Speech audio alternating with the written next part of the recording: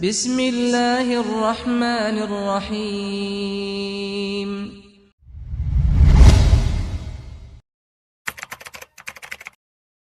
Bismillahirrahmanirrahim. Assalamualaikum warahmatullahi wabarakatuh.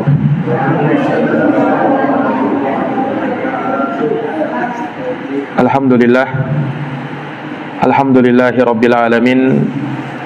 Wabihi nasta'inu ala umurid dunya waddin. Asyhadu an la ilaha illallah wahdahu la syarikalah, ilahul awwalina wal akhirin. Wa asyhadu anna Muhammadan abduhu wa rasuluhu shadiqul amin, sallallahu alaihi wa ala alihi wa sahbihi wa man tabi'ahum bi ihsanin ila yaumiddin wa sallama tasliman katsira. Subhanaka la ilma lana illa ma 'allamtana innaka antal alimul hakim. Allahumma 'allimna ma yanfa'una wanfa'na bima 'allamtana wa zidna ilman ya karim. Rabbi shrah li sadri wa yassir li amri wahlul 'uqdatan min lisani yafqahu qawli. Amma ba'd. Ma'asyaral muslimin wal muslimat, hadirin wal hadirat, Bapak dan Ibu sekalian jamaah salat maghrib yang dirahmati dan dimuliakan oleh Allah. Alhamdulillahi bi ni'matihi tatimmus shalihat.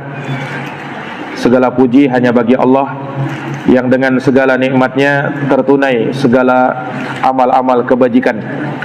Salawat dan salam semoga tercurahkan, terkirimkan kepada uswah dan qudwah kita Rasulullah Muhammad bin Abdullah sallallahu alaihi wasallam, kepada keluarga dan orang-orang yang senantiasa meniti jalannya sampai hari kiamat. Ma'asyaral muslimin, Bapak dan Ibu sekalian yang dirahmati oleh Allah, kita akan melanjutkan kembali pembahasan dari kitab Al-Arba'in An-Nawawiyah lil Imam Abu Zakaria Yahya bin Sharaf An-Nawawi rahimahullahu ta'ala. Kita masih pada Al-Hadisul Hadi wa Thalathun, hadis yang ke-31.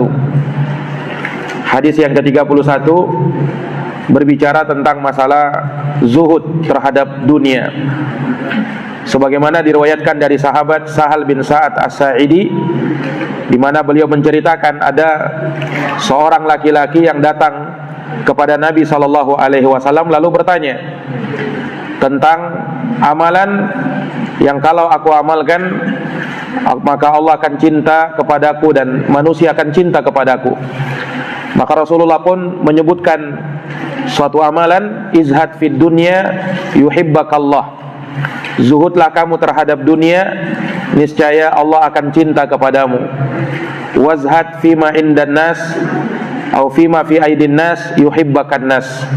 Dan zuhudlah kamu terhadap apa yang ada di tangan manusia, niscaya manusia akan cinta kepadamu. Niscaya manusia akan cinta kepadamu. Telah kita terangkan beberapa pembahasan terkait dengan hadis yang mulia ini. Demikian pula terkait dengan makna zuhud itu sendiri, di mana para ulama menyebutkan zuhud bukanlah dilihat dari penampilan luar seseorang dengan pakaian yang kotor atau pakaian yang lusuh, ya, atau terlihat dari pakaian-pakaiannya. Nah, dan dia sengaja akan hal tersebut. Nah, itu bukan dari hal yang menggambarkan kezuhudan seseorang. Tetapi zuhud, sebagaimana kata Syekhul Islam rahimahullahu ta'ala, bahwa zuhud itu, kata beliau, adalah tarku ma la yanfa'u fil akhirah. Ketika seseorang meninggalkan segala yang tidak bermanfaat untuknya di negeri akhirat, meninggalkan segala yang tidak bermanfaat untuknya di negeri akhirat. Dan bukanlah orang yang zuhud berarti dia harus hidup dengan kemiskinan, hidup dengan kekurangan. Orang yang kaya pun bisa menjadi orang yang zuhud, sebagaimana yang telah kita gambarkan.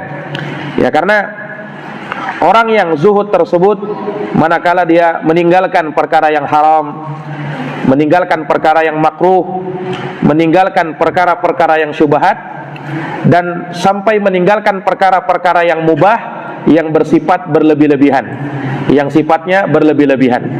Nah, itulah orang yang zuhud. Nah, maka para hadirin yang dirahmati dan dimuliakan oleh Allah, para ulama beragam di dalam menafsirkan apa itu zuhud. Sudah kita bawakan ucapannya Syekhul Islam tentang makna zuhud itu.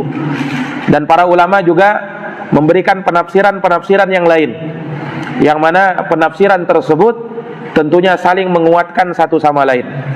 Ya, ada yang mengatakan bahwa zuhud itu ayyakunal qalbu wathiqan bima indallah. Zuhud itu kata mereka adalah tatkala hati percaya dengan apa yang ada di sisi Allah. Ketika hati percaya dengan apa yang ada di sisi Allah.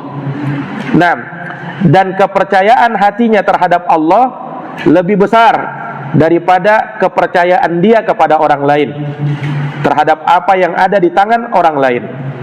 Nah, itulah orang yang zuhud kata para ulama. Di kesempatan yang lain atau di tempat yang lain, para ulama menyebutkan tentang makna zuhud dengan makna yang lain. Kata mereka, zuhud itu alla yajzi al-mar'u indal musibah, yaitu seseorang yang tidak berkeluh kesah tatkala dia ditimpa musibah. Wa alla yakuna raghiban li adami husuliha, namun dia tidak menginginkan adanya musibah ketika tidak terjadi musibah tersebut. Nah, inilah orang yang zuhud. Jadi orang yang zuhud ketika ada musibah, dia bersabar dan dia ridha dengan apa yang menimpa dirinya. Naam, dan dia tidak berkeluh kesah dengan hal tersebut.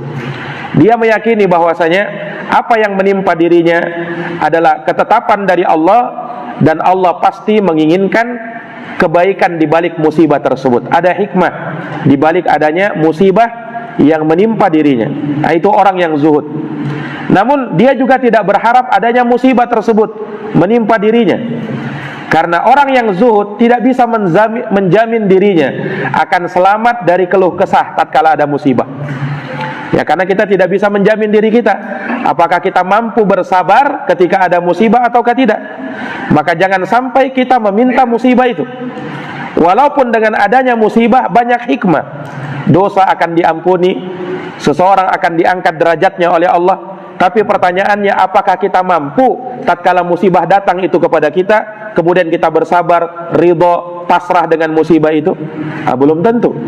Karena seseorang terkadang diberikan ujian oleh Allah Subhanahu wa taala dengan perkara yang boleh jadi dia lalai terhadapnya, dan pada akhirnya dia pun melupakan Allah Subhanahu wa taala, wal iyadu billah. Nah, itu makna dari zuhud. Kemudian sebagian ulama juga menafsirkan bahwa az-zuhud huwa ridha anillahi azza wa jal wa qat'ut ta'alluq bil makhluk. Yang namanya zuhud kata para ulama adalah ridha kepada Allah azza wa jal. Dia ridha kepada Allah azza wa jal dan memutuskan ketergantungan kepada makhluk. Memutuskan ketergantungan kepada makhluk. Inilah yang namanya az-zuhud. Nah, ini para hadirin yang dirahmati dan dimuliakan oleh Allah. Kemudian diingatkan oleh para ulama, walaisal muradu bizuhdi tarkut takassub li'anna Allah azza wa jalla qadimtanna bidzalika wa amara bihi. Ya, bahwa yang namanya zuhud bukanlah maknanya seseorang meninggalkan untuk bekerja dan mencari nafkah untuk diri dan keluarganya. Bukan itu maknanya zuhud. Orang yang zuhud itu bukan digambarkan orang yang selalu di masjid saja, kemudian tidak pernah keluar dari masjid, tidak mau bekerja, berusaha, ya, tapi dia hanya mengharapkan dari orang lain, meminta-minta dari orang lain. Itu bukan orang yang zuhud.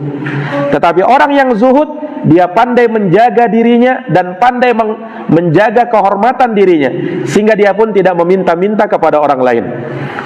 Karena di antara sifat orang yang zuhud, dia merasa cukup dengan apa yang Allah berikan kepada dia tanpa harus minta kepada orang lain. Dan Allah Subhanahu wa taala tidak melarang kita untuk mencari karunia Allah Subhanahu wa taala.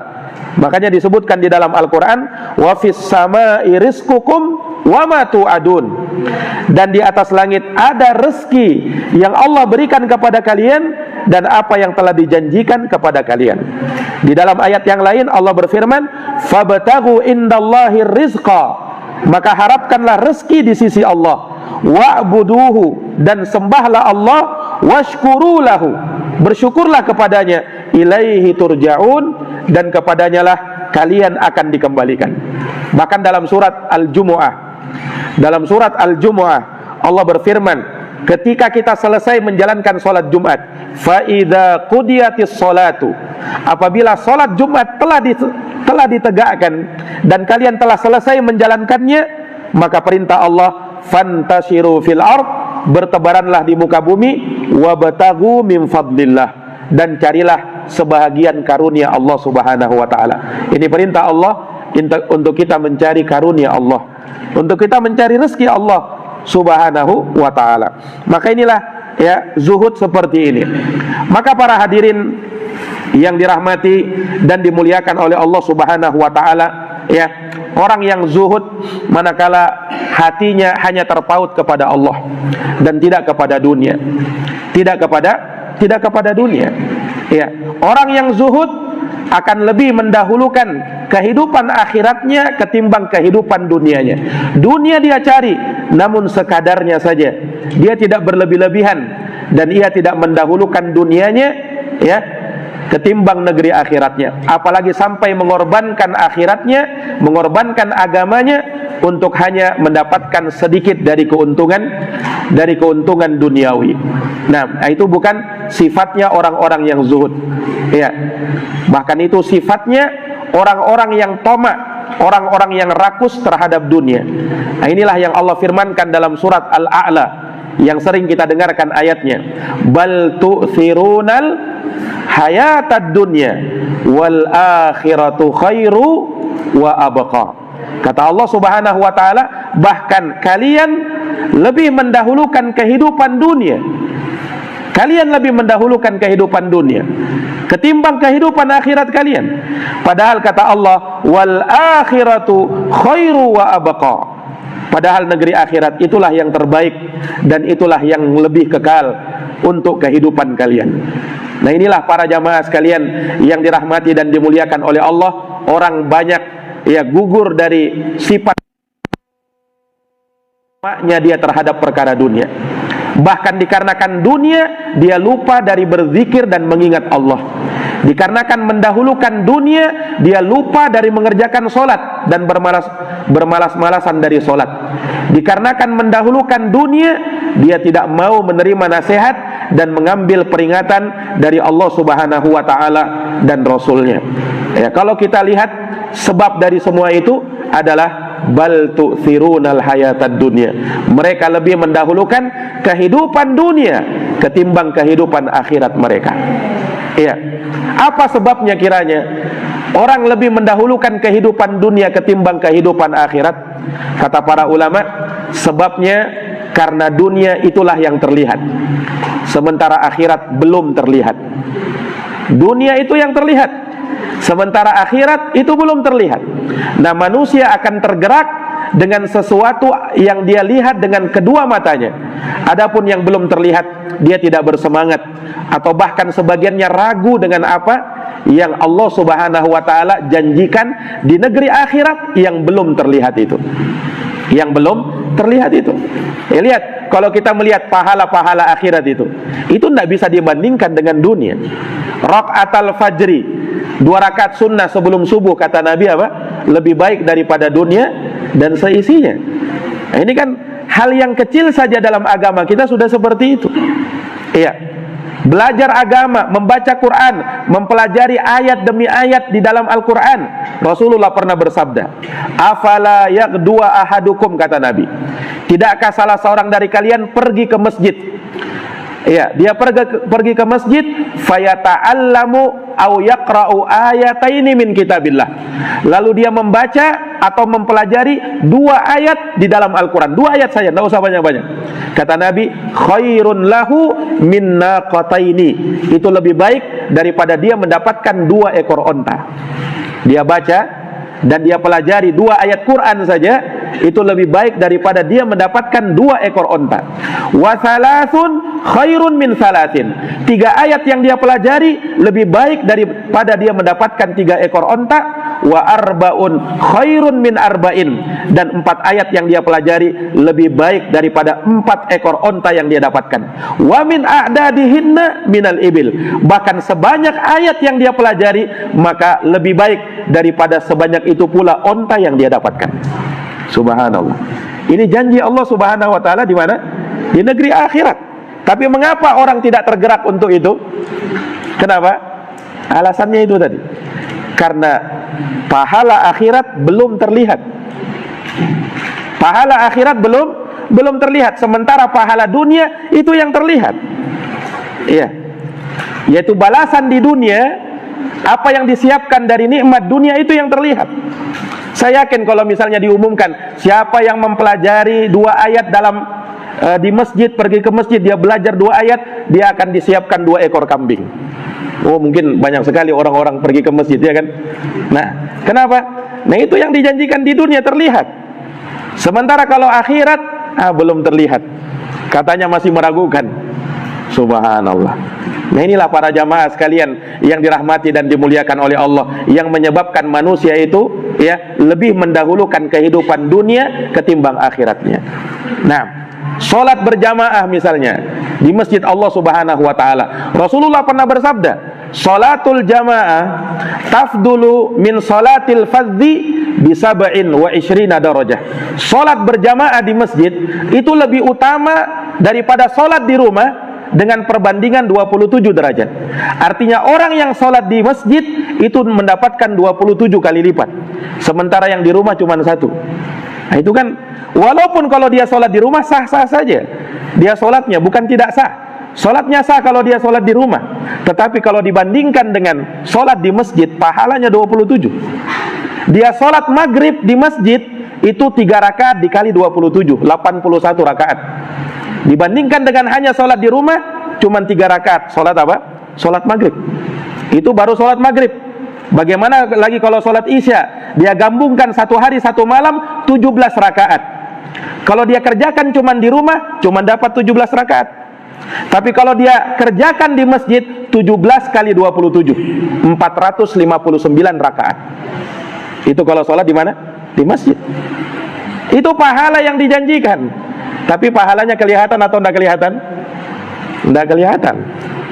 Belum kelihatan. Nah, ini para hadirin yang dirahmati dan dimuliakan oleh Allah Subhanahu wa taala. Makanya para hadirin yang dirahmati oleh Allah, disebutkan ketika sahabat Abdullah bin Mas'ud radhiyallahu anhu mengajarkan ayat ini kepada murid-muridnya, bal tu'thirunal hayatad dunya, maka beliau berhenti ketika membaca ayat ini. Kemudian beliau pun berkata kepada murid-muridnya, atharna dunya 'alal akhirah.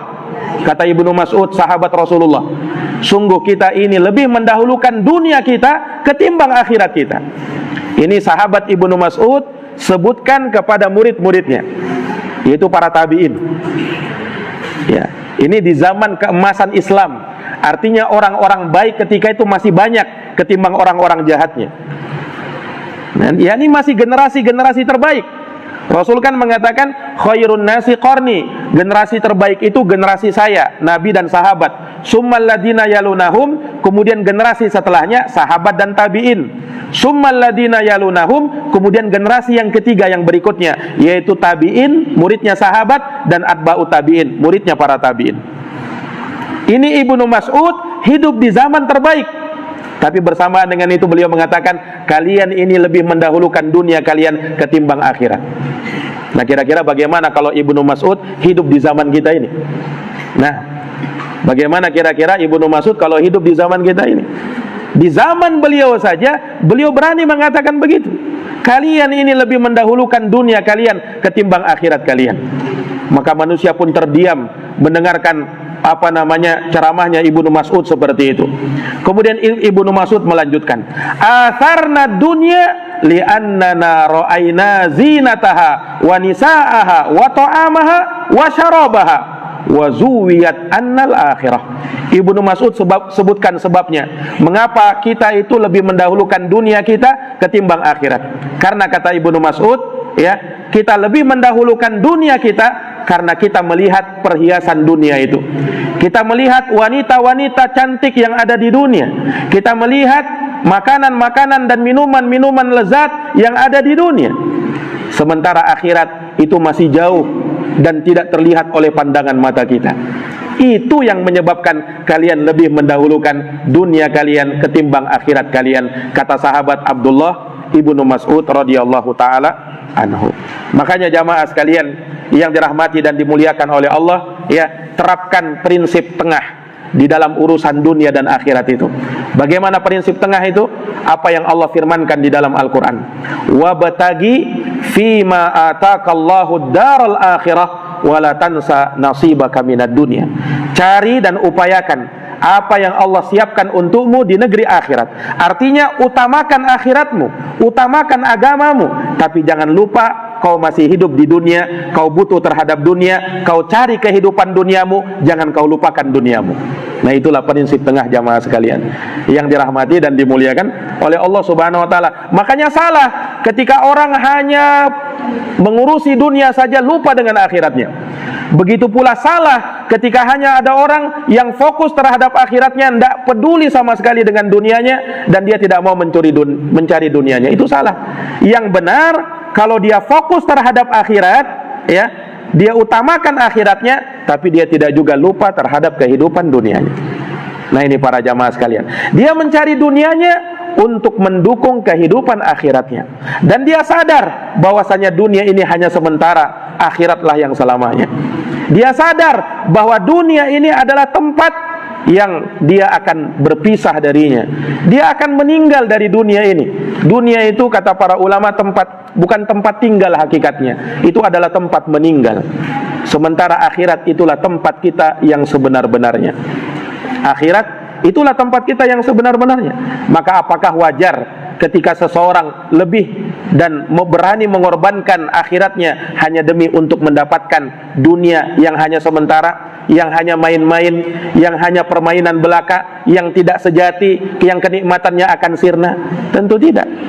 Nah, ini para jamaah yang dirahmati dan dimuliakan oleh Allah Subhanahu wa taala. Makanya Rasulullah SAW sangat banyak hadits-hadits yang menjelaskan bagaimana Rasulullah mengingatkan kepada para sahabat betapa hinanya dunia itu, supaya jangan kau terbuai terhadap urusan dunia.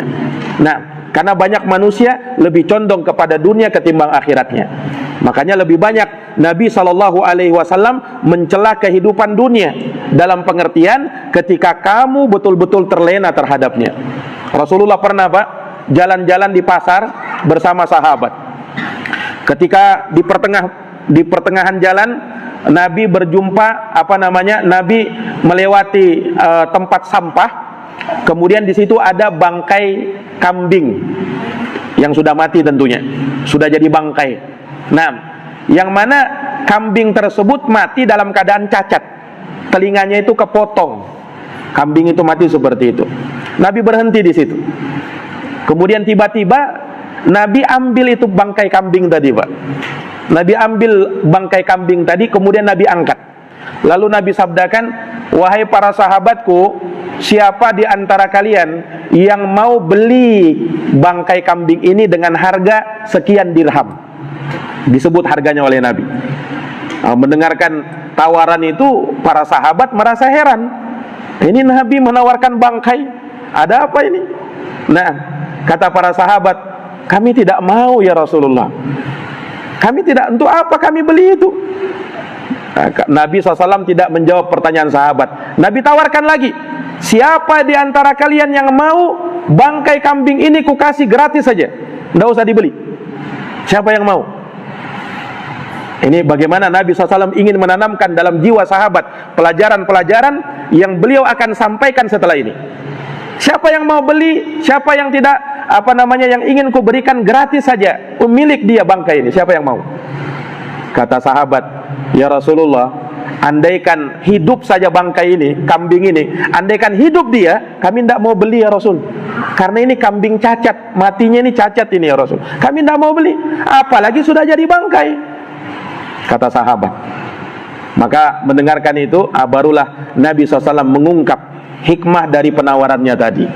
Kata Rasulullah SAW, lihat, sabdanya Nabi, wallahi, demi Allah, la dunya ahwanu 'alallahi min hada 'alaikum. Demi Allah, kata Nabi, sungguh dunia lebih rendah di sisi Allah Subhanahu wa taala melebihi rendahnya kalian memandang bangkai kambing ini. Bagaimana?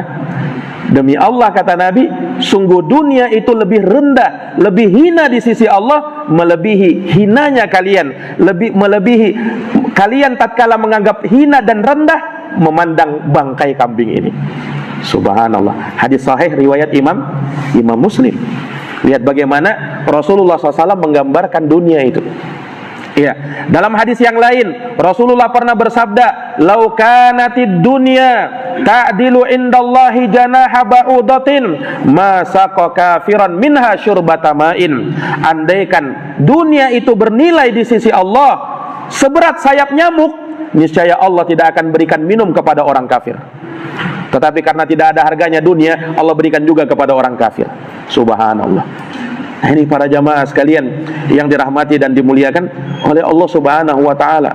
Ya, maka ini peringatan dari Nabi kita Muhammad sallallahu alaihi wasallam agar jangan sampai tertipu dengan kehidupan dunia. Dunia itu memang terlihat manis kehijau-hijauan. Itu yang dikatakan oleh Nabi, "Innad dunya hulwatun khadirah." Dunia itu manis kehijau-hijauan memang. Ya, syahwat kita tertarik untuk itu, untuk bisa mengajarnya, untuk bisa mendapatkannya. Innad dunya hulwatun khadirah wa innallaha mustakhlifukum fiha. Dan Allah Subhanahu wa taala membuat kalian silih berganti berada di dunia ini. Maka kata Rasulullah ingatkan, fattaqud dunya wattaqun nisa. Takutlah kalian terhadap fitnah dunia dan takutlah kalian akan terfitnah dari para wanita. Yani kalian bisa terfitnah dengan wanita. Fa inna awwala fitnati bani Israil kanat fin nisa. Karena sesungguhnya awal fitnah, awal musibah yang menimpa Bani Israel dikarenakan mereka berebut tentang masalah wanita. Dan wanita itu bagian dari dunia. Nabi ingatkan hal tersebut. Nah, ini para jamaah yang dirahmati dan dimuliakan oleh Allah Subhanahu wa taala. Makanya sangat banyak contoh-contoh di dalam agama kita bagaimana manusia ini ketika dia lebih mendahulukan kehidupan dunianya, maka dia pasti akan binasa. Pasti akan binasa. Nah, dan disebutkan oleh para ulama bahwasanya orang-orang yang mendahulukan kehidupan dunia daripada kehidupan akhirat itu ada dua golongan manusia. Yang pertama, golongan orang-orang kafir, dan yang kedua golongan orang-orang yang beriman namun ketakwaannya kurang. Nah, orang-orang kafir lebih mendahulukan kehidupan dunianya ketimbang kehidupan akhiratnya. Sebagian orang beriman yang lemah imannya juga demikian, tapi berbeda mereka ini. Kalau orang kafir, mereka lebih mendahulukan dunianya ketimbang akhiratnya karena memang tidak percaya dengan akhirat, karena memang tidak yakin dengan kehidupan akhirat.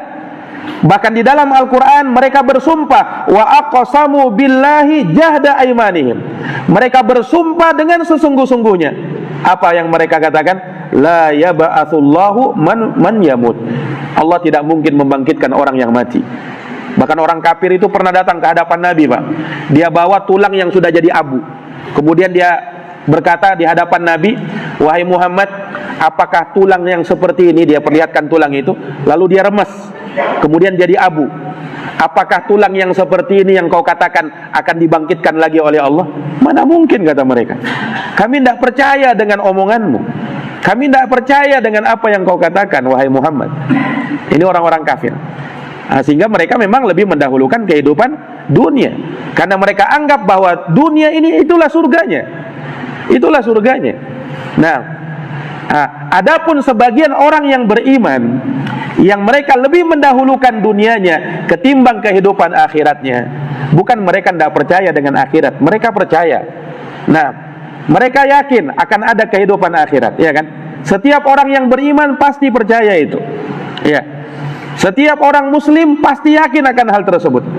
Tetapi dikarenakan kelalaiannya, dikarenakan hawa nafsunya lebih mendominasi pada dirinya, sehingga sekalipun dia yakin dengan kehidupan akhirat, dia masih menunda-nunda, nantilah, ya, kapan-kapanlah. Nah, insya Allah saya nanti akan taubat. Insya Allah nanti di kehidupan ketika saya sudah tua saya akan sadar. Dan demikian manusia terus dilalaikan dan terus dilalaikan. Akhirnya bersamaan dengan itu dia pun lupa dengan Allah Subhanahu wa ta'ala.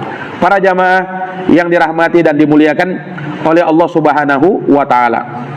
Ya, maka Rasulullah sallallahu alaihi wasallam di dalam hadis yang mulia ini, ya, mengingatkan tentang perkara yang bisa mendatangkan kecintaan Allah Subhanahu wa taala kepada hamba, yaitu zuhudlah terhadap perkara dunia. Imam Ibnul Qayyim rahimahullahu taala, beliau menyebutkan di dalam kitabnya bahwasanya zuhud terhadap dunia, ya, itu tidak akan bisa lurus kecuali seseorang melakukan 3 perkara. Kata Imam Ibnul Qayyim. Yang pertama kata beliau, ya, hendaknya seorang muslim hendaknya seorang muslim memahami bahwa dunia itu, ya, adalah kesenangan dan kenikmatan yang akan sirna. Sementara kehidupan akhirat, itu kehidupan yang kekal abadi dan selama-lamanya. Nah, gambaran dunia yang akan sirna itu Allah Subhanahu wa taala sebutkan di dalam Al-Qur'an dalam surat Al-Hadid. Allah berfirman, "I'lamu, ketahuilah, annamal hayatud dunya, bahwa kehidupan dunia ini la'ibu walahu, dia hanyalah permainan dan senda gurau, wazinatun, dia cuman perhiasan belaka, wa tafakhurun bainakum, tapi kalian berlomba-lomba, bersaing, kalian bermegah-megah di dalamnya, wa takathurun fil amwali wal aulad, kalian pun bermegah-megah dengan anak keturunan, dengan harta-harta kalian. Ya, maka perumpamaannya kata Allah, kamatsali ghaitsin, seperti hujan, a'jabal kuffara nabatu, yang mana ketika hujan tersebut menerpa bumi, kemudian akhirnya menumbuhkan tumbuh-tumbuhan, para petani merasa takjub, merasa kagum dengan adanya tumbuhan-tumbuhan yang segar, ya, adanya tumbuhan-tumbuhan yang hijau. Itu dunia. Dia senang dengan hal tersebut. Tsumma yahiju fatarahu musfarra. Kemudian tidak selama-lamanya dia rasakan dan dia lihat tanaman hijau seperti itu. Ya, tanaman itu akan mengering, kemudian akan menguning, ya. Tsumma yakunu hutama, kemudian akan hancur. Nah, itulah kehidupan dunia. Mungkin pertama kita lihat hijau, bagus, masya Allah, tapi ingat, tidak akan selamanya. Dia akan kuning, dia akan layu, dan dia akan sirna. Kemudian Allah katakan, wa fil akhirati adzabun syadid, sementara di negeri akhirat ada azab yang keras. Wa maghfiratun minallah wa ridwan, dan di akhirat juga ada ampunan dari Allah dan ada keridhaan Allah. Wa mal hayatud dunya illa mataul ghurur, dan tidaklah kehidupan dunia kecuali hanya kesenangan yang memperdayakan manusia. Ini pertama. Jadi seorang tidaklah teranggap zuhud kecuali dia memandang bahwa kehidupan dunia adalah kehidupan yang sementara, sementara kehidupan akhirat itulah yang selama-lamanya. Kemudian yang kedua, hendaknya seorang muslim memahami bahwa di balik atau di belakang perkara dunia ada kehidupan setelah kehidupan dunia, yaitu alam barzakh, dan setelah alam barzakh barulah dia akan berjumpa dengan Allah di negeri akhirat. Nah, dia harus ingat, ya, dia ingat dengan kematian. Dia ingat dengan apa? Dengan kematiannya. Ya, orang supaya zuhud terhadap dunia ingat mati. Ya, ingat apa? Ingat mati. Orang kalau tidak ingat mati, Pak, dia berkhayal bahwasanya bisa hidup 1000 tahun lagi, tidak akan sadar-sadar dan tidak akan pernah apa? Tidak akan pernah mendahulukan akhiratnya baru dunianya. Tidak akan pernah. Karena dia tidak ingat mati. Makanya orang itu kata Nabi SAW apa? Aktsiru min dzikri hadimil ladzat. Perbanyaklah untuk mengingat sang pemutus kelezatan, yaitu kematian. Ini manusia di dalam hidup dunia ini, Pak, ya, jangan selalu mendambakan yang gembira terus, yang bahagia terus, yang tertawa terus. Jangan. Kenapa? Itu bisa mematikan hati. Tapi ingatlah sekali-kali, ya, bahwasanya dia akan mati. Ingatlah sekali-kali bahwasanya dia akan mempertanggungjawabkan amalannya. Nah, kalau hidupnya cuman tertawa terus, ya, hidupnya cuman mencari kegembiraan terus, sementara tidak pernah dia ingat terhadap kematiannya. Inilah yang terkadang tumitul qulub, bisa membuat hati itu menjadi mati. Ya, bisa membuat hati itu menjadi mati. Nah, makanya orang yang zuhud, kalau mau menjadi orang yang zuhud, ingat mati. Itu perkara yang kedua yang disebutkan oleh Imam Ibnul Qayyim rahimahullahu taala. Perkara yang ketiga, ya, kata beliau bahwasanya zuhud di dunia, tidaklah menjadikan seseorang atau tidak menghalangi seseorang untuk mendapatkan perkara dunianya, ya, dari harta, tahta dan wanita, ya, yang Allah Subhanahu wa taala siapkan di dunia. Selama, ya, dia melakukan hal tersebut dan berusaha mendapatkan hal tersebut dengan jalan yang halal, dan dia tidak melupakan Allah Subhanahu wa taala yang memberikan nikmat kepada dirinya. Nah, ini para jamaah yang dirahmati dan dimuliakan oleh Allah Subhanahu wa taala. Ya, makanya di antara doanya Nabi apa? Allahumma kfini bihalalika an haramik wa aghnini bifadlika amman siwak. Ini doanya Rasulullah. Ya Allah, cukupkanlah saya dengan perkara-perkara yang halal dan jauhkanlah saya dari yang haram. Cukupkanlah saya dengan rezeki yang halal sehingga aku bisa menjauh dari rezeki-rezeki yang haram. Wa aghnini bifadlik, dan cukupkan saya ya Allah dengan karunia yang kau datangkan kepadaku. Aku merasa cukup dari selain itu, apa yang bukan dari karuniamu ya Allah. Ini doa yang dipanjatkan oleh Nabi SAW. Para jamaah yang dirahmati dan dimuliakan oleh Allah Subhanahu wa taala, ya, Nabi SAW menyebutkan bahwa orang yang zuhud terhadap dunia akan dicintai oleh Allah. Bagaimana hal tersebut bisa terjadi? Zuhudlah kamu terhadap dunia, Allah cinta kepadamu. Dijelaskan oleh Imam Ibnul Attar rahimahullahu taala bahwa orang yang zuhud terhadap dunia, ketika dia zuhud terhadap dunia, maka kecondongan hatinya adalah kepada negeri akhirat. Ya kan? Ketika condong hatinya kepada negeri akhirat, maka dia akan mengusahakan untuk beramal, berbekal supaya dia bisa berbahagia nanti di negeri akhirat. Maka dengan itu dia akan bersemangat untuk melakukan amal soleh. Nah, amal soleh itulah yang bisa mendatangkan cinta Allah kepada hamba. Nah, itulah sisi mengapa orang yang zuhud dicintai oleh Allah Subhanahu wa taala. Baik. Kemudian Nabi SAW menyebutkan, wazhad fima fi aidin nas yuhibbakan nas. Zuhudlah kamu terhadap apa yang ada di tangan manusia, niscaya manusia akan cinta kepadamu. Nah, ini menunjukkan bahwasanya tidak terlarang juga orang itu kalau menginginkan kecintaan dari manusia. Bukan hanya cinta Allah Subhanahu wa taala, cinta kepada Allah itu yang pertama memang. Tetapi cinta kepada manusia itu pun, ya, seseorang boleh untuk meraihnya. Tetapi jangan sampai dalam rangka untuk meraih cinta manusia dia membuat Allah murka kepada dirinya. Nah, jangan sampai seperti itu. Raih cinta manusia dengan tetap Allah ridho kepada dirinya. Sebab ada orang, Pak, demi meraih cinta manusia dia melakukan yang haram. Dia melanggar kewajibannya, dia melanggar prinsip agamanya. Untuk apa? Supaya orang ini cinta kepada saya, supaya orang ini suka kepada saya. Ya, semua orang tidak akan suka kepadamu. Ya, kalau mau diharapkan semuanya suka, tidak akan pernah. Kenapa? Karena apa yang disukai oleh manusia itu berbeda-beda. Manusia terkadang suka yang baik, ada juga manusia suka yang buruk. Maka tidak mungkin kita bisa meraih semua cinta manusia kepada kita. Nah, makanya jadi orang baik pun akan siap mendapatkan cinta orang lain, dan akan ada juga orang yang membenci dia. Sebagaimana jadi orang jahat, akan ada orang yang suka sama dia, akan ada orang yang benci sama dia. Kalau begitu bagaimana? Jadi orang baik atau jadi orang jahat? Karena sama-sama kan? Ada orang cinta, ada orang yang tidak suka. Yang penting jadi orang baik lah, ya kan? Mending jadi orang baik. Kenapa?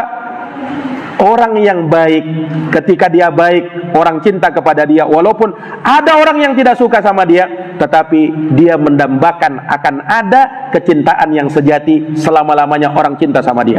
Di mana itu? Bukan di dunia, tapi di akhirat nanti. Kalau di dunia masih kontra, masih pro dan kontra manusia. Ada orang yang suka, ada orang yang tidak suka. Nah, tetapi kalau di akhirat sudah, maka tidak ada kecuali kecintaan Allah dan kecintaan manusia kepada dirinya. Makanya jamaah sekalian, zuhudlah terhadap apa yang ada di tangan manusia, niscaya manusia akan cinta kepada dirimu. Nah, ini mengajarkan kepada kita untuk merasa menjaga kehormatan diri, Pak. Jaga kehormatan dirimu, kata Allah Subhanahu wa ta'ala. Jangan minta-minta kepada manusia. Wa may yastaghni yughnihillah, wa may yasta'ib yu'iffahullah. Barang siapa yang menjaga kehormatan dirinya, Allah akan jaga dirinya. Dan barang siapa yang merasa cukup, maka Allah akan berikan kecukupan pada dirinya. Itu kalau memang manusia itu merasa cukup dengan apa yang Allah Subhanahu wa ta'ala berikan, tidak mau minta-minta kepada orang lain. Dia jaga wibawanya, dia jaga kehormatan dirinya. Karena orang kalau sudah minta-minta sama orang lain, mengharapkan apa yang ada di tangan manusia, kata Nabi SAW, terus-menerus orang itu minta-minta kepada orang lain sampai nanti dia menghadap kepada Allah dalam keadaan tidak ada sekerat daging pun yang menempel di wajahnya. Itu hukuman orang yang minta-minta dalam keadaan dia tidak darurat untuk meminta-minta. Ya, beda kalau memang dia darurat untuk memintanya. Naam, dia memang tidak bisa berusaha, dia memang tidak bisa bekerja. Naam, dia minta kepada manusia karena kondisinya. Nah, ini mungkin dimaklumi. Tapi ada orang yang mampu berusaha tapi dia minta-minta, ini yang tercela. Ini yang disebutkan dalilnya, hadisnya, celaan orang yang minta-minta. Celaan terhadap orang yang meminta-minta. Nah, ini para jamaah yang dirahmati dan dimuliakan oleh Allah Subhanahu wa ta'ala. Nah, kalau kita menjadikan zuhud kita terhadap dunia dan zuhud terhadap apa yang ada di tangan manusia, maka bukan hanya Allah cinta kepada kamu, manusia pun akan cinta kepada kamu. Para jamaah yang dirahmati dan dimuliakan oleh Allah Subhanahu wa ta'ala, maka ini terkait dengan pembahasan terkait dengan zuhud ya terhadap dunia. Mudah-mudahan Allah menjadikan kita termasuk dari hamba-hamba yang zuhud, hamba-hamba yang senantiasa mendambakan negeri akhirat, dan dia tidak tertipu, tidak terbuai dengan kehidupan dunia yang fana. Dia cari dunianya sekadarnya, dia cari dunianya untuk mendukung negeri akhiratnya. Demikian yang bisa kami paparkan. Jazakumullah khairan atas perhatiannya. Mohon maaf atas segala kekurangannya. Subhanakallahumma wa bihamdik, asyhadu an la ilaha illa anta, astaghfiruka wa atubu ilaik. Wassalamualaikum warahmatullahi wabarakatuh.